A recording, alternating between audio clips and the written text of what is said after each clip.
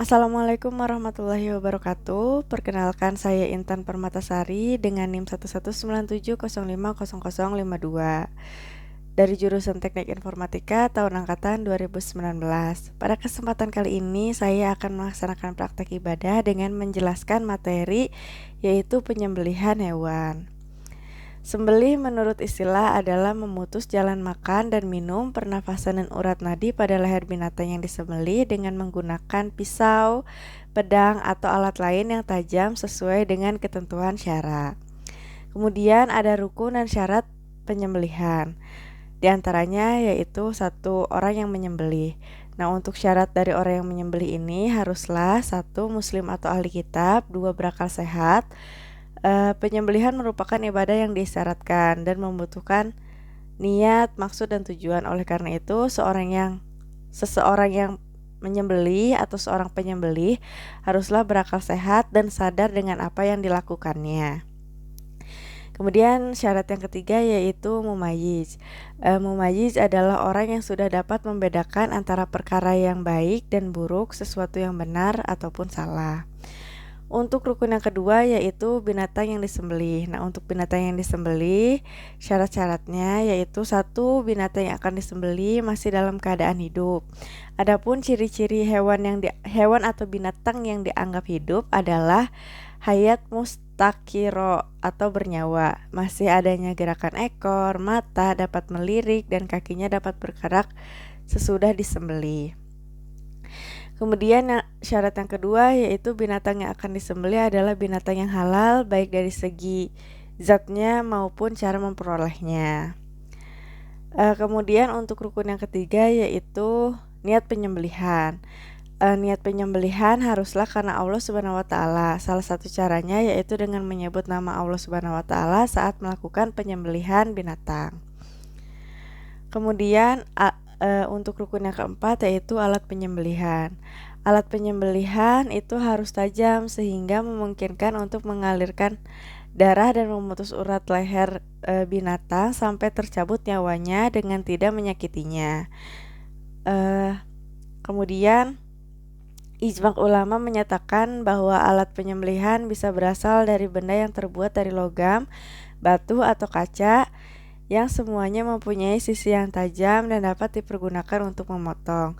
Alat penyembelihan yang tidak diperbolehkan adalah menggunakan tulang, kuku, ataupun benda yang bahannya berasal dari keduanya.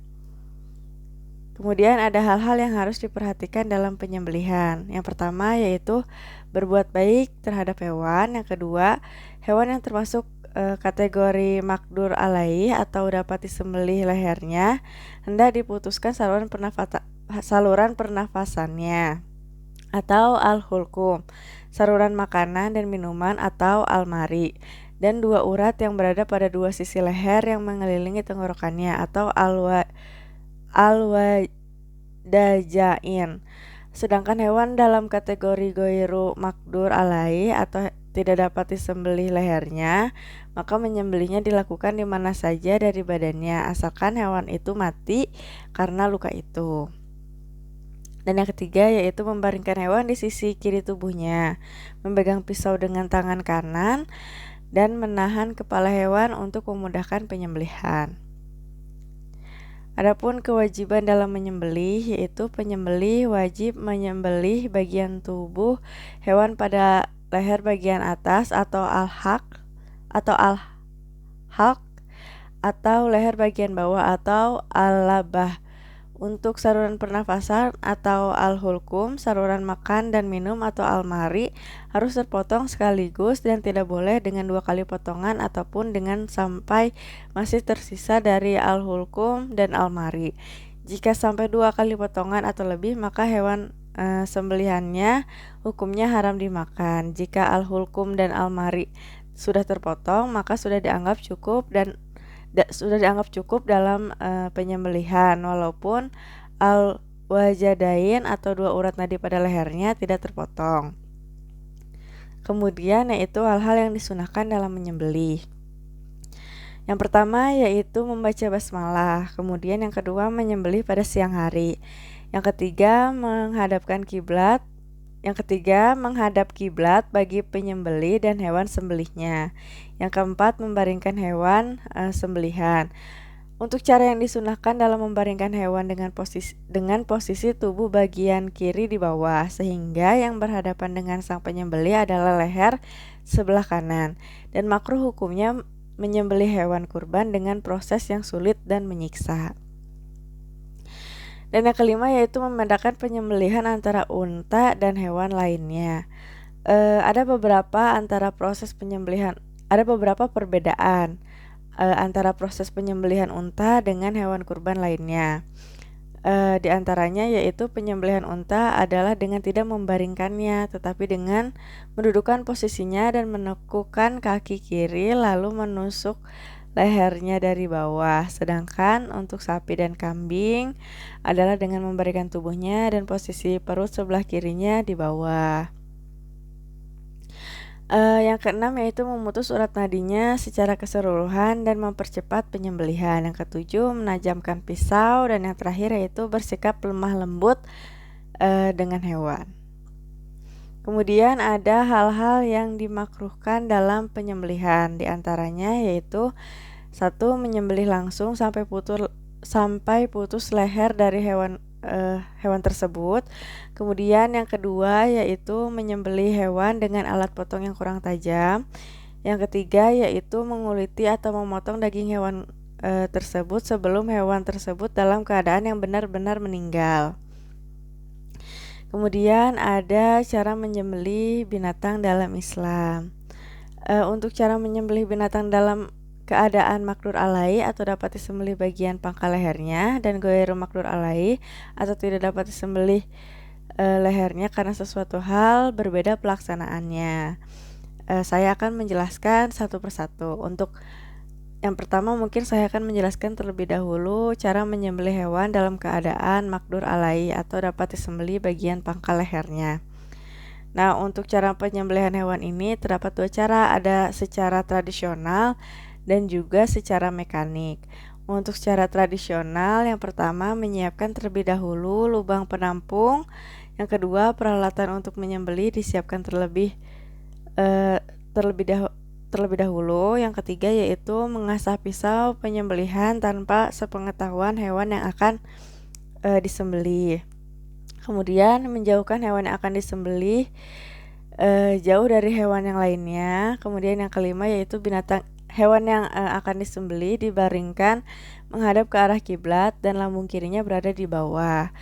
Kemudian leher binatang yang akan disembelih diletakkan di atas lubang penampungan darah yang sudah disiapkan. Kemudian kaki binatang yang akan disembelih dipegang kuat-kuat atau diikat. Kepalanya ditekan ke bawah agar tanduknya dapat menancap ke tanah. Dan yang terakhir yaitu mengucapkan basmalah. Kemudian alat penyembelihan digoreskan pada leher binatang yang disembelih sehingga memutuskan jalan makan dan minum, pernafasan, serta urat nadi kanan dan kiri pada leher. Yang kedua yaitu secara mekanik. Cara ini menggunakan mesin dan alat-alat yang lebih modern. Cara penyembelihan binatang dengan cara ini pada dasarnya sama seperti cara tradisional, yaitu yang pertama mempersiapkan alat penyembelihan atau pisau yang digerakkan oleh mesin terlebih dahulu. Yang kedua yaitu sebelum disembelih, binatang dibuat tidak sadarkan diri atau pingsan terlebih dahulu. Hal ini dimaksud untuk mengurangi rasa sakit yang dirasakan oleh binatang saat penyembelihan. Yang ketiga yaitu dengan mengucap basmalah, binatang yang telah dipingsan tersebut disembelih dengan alat penyembelihan yang telah disiapkan. Dan yang keempat yaitu setelah darahnya selesai mengalir, kemudian binatang dikuliti dan dipotong-potong. Kemudian ada yang kedua yaitu cara penyembelihan binatang dalam keadaan ghairu makdur alai atau tidak dapat disembelih lehernya karena sesuatu hal. Binatang yang termasuk ghairu makdur alai adalah binatang buruan dan binatang ternak yang karena suatu hal menjadi liar atau sebab darurat lain yang dihukumi seperti binatang buruan. Binatang dalam keadaan seperti ini maka disembelih di bagian manapun dari tubuhnya dengan menggunakan benda tajam atau alat apapun selain tulang dan gigi yang dapat mengalirkan darah dan mempercepat kematiannya. Selanjutnya ada mengenai penyembelihan hewan kurban ini ditujukan untuk apa gitu. Jadi tujuan mengenai penyembelihan hewan ini. Yang pertama saya akan menjelaskan mengenai kurban. Kurban ialah menyembelih hewan ternak yang memenuhi syarat tertentu yang dilakukan pada hari Raya Idul Adha dan hari Tasyrik yaitu tanggal 11, 12, 13 Zulhijjah semata-mata untuk beribadah dan mendekatkan diri kepada Allah Subhanahu wa taala. Kemudian ada syarat hewan kurban. Yang pertama yaitu binatang ternak. Yang kedua, usia hewan kurban harus mencapai umur minimal yang ditentukan syariat. Untuk usia hewan ternak yang boleh dijadikan hewan kurban adalah unta minimal berusia 5 tahun dan telah masuk tahun ke-6, sapi minimal berusia 2 tahun dan telah masuk tahun ke-3, dan domba berusia 1 tahun atau minimal berusia 6 bulan bagi yang sulit mendapatkan domba berusia 1 tahun. Sedangkan untuk kambing minimal berusia 1 tahun dan telah masuk tahun kedua. Yang ketiga, sehat dan tanpa cacat. Yang keempat, bukan milik orang lain. Dan yang kelima, penyembelihan hewan kurban. Untuk penyembelihan hewan kurban ini harus terjadi pada waktu yang telah ditentukan syariat. Menurut Ibnu Rushd dari Mazhab Maliki didukung oleh Imam Ahmad, Imam Abu Hanifah, dan imam lainnya, penyembelihan dilakukan setelah sholat Idul Adha. Dan batas akhir penyembelihan hewan kurban adalah terbenamnya matahari pada tanggal 13 Zulhijjah. Sedangkan menurut Mazhab Syafi'i adalah 4 hari setelah Idul Adha. Kemudian ada tata cara penyembelihan hewan kurban. Yang pertama yaitu hewan yang dikurbankan dibaringkan ke sebelah kiri rusuknya dengan posisi mukanya menghadap ke arah kiblat. Diiringi dengan membaca doa Robbana taqabbal minna innaka antas samiul alim. Yang artinya, ya Tuhan kami, terimalah kiranya kurban kami ini, sesungguhnya Engkau Maha mendengar lagi Maha mengetahui. Yang kedua yaitu penyembelih meletakkan kakinya yang sebelah di atas leher hewan, agar hewan itu tidak menggerak-gerakkan kepalanya atau meronta-ronta. Kemudian yang ketiga yaitu penyembelih melakukan penyembelihan sambil membaca Bismillahirrahmanirrahim dengan nama Allah, yang artinya dengan nama Allah, Allah Maha Besar. Dapat pula ditambah bacaan sholawat atas Nabi Muhammad SAW. Para saksi pemotong hewan kurban dapat turut membaca takbir Allahu Akbar. Kemudian penyembelih membaca doa qabul atau doa supaya kurban diterima Allah Subhanahu wa taala, yaitu Allahumma minka wa ilaika Allahumma taqabbal min. Sebutkan nama orang yang berkurban, yang artinya, ya Allah, ini adalah darimu dan akan kembali kepadamu, ya Allah, terimalah dari sebutkan nama yang berkurban. Kemudian ada hikmah dari ibadah kurban. Yang pertama yaitu bersyukur kepada Allah atas segala limpahan nikmat dan karunia-Nya. Yang kedua, menghidupkan syariat Nabi Ibrahim yang patuh dan tegar terhadap perintah Allah Subhanahu wa taala. Yang ketiga yaitu memiliki sifat anak dan Yang ketiga yaitu memiliki sifat tamak dan mewujudkan sifat murah hati, mau membelanjakan hartanya di jalan Allah. Yang keempat, menjalin hubungan kasih sayang antar sesama manusia, terutama antar yang kaya dan yang kurang mampu.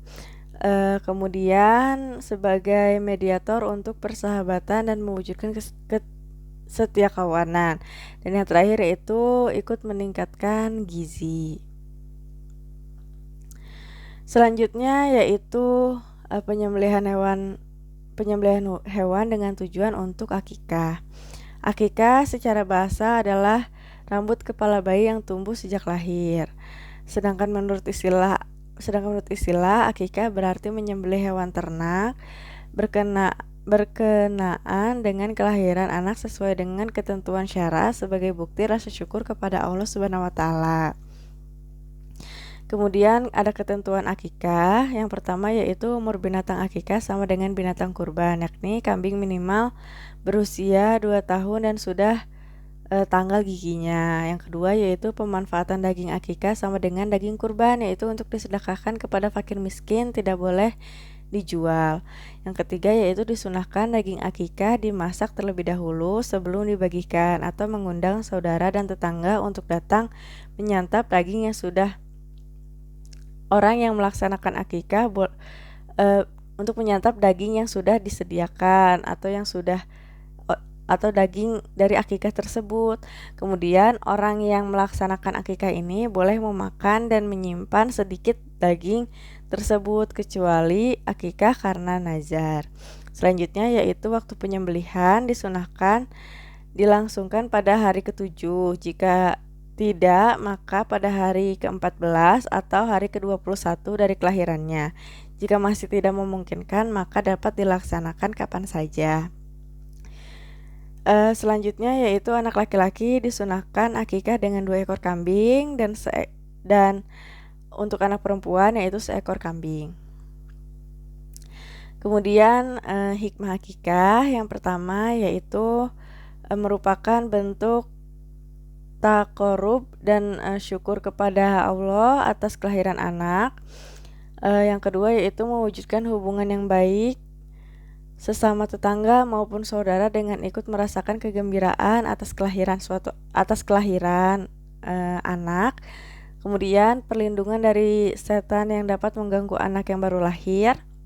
Kemudian akikah merupakan tembusan hutang anak untuk memberikan syafaat bagi kedua orang tuanya kelak pada hari perhitungan. Dan yang terakhir yaitu akikah memperkuat ukhuwah atau persaudaraan di antara masyarakat.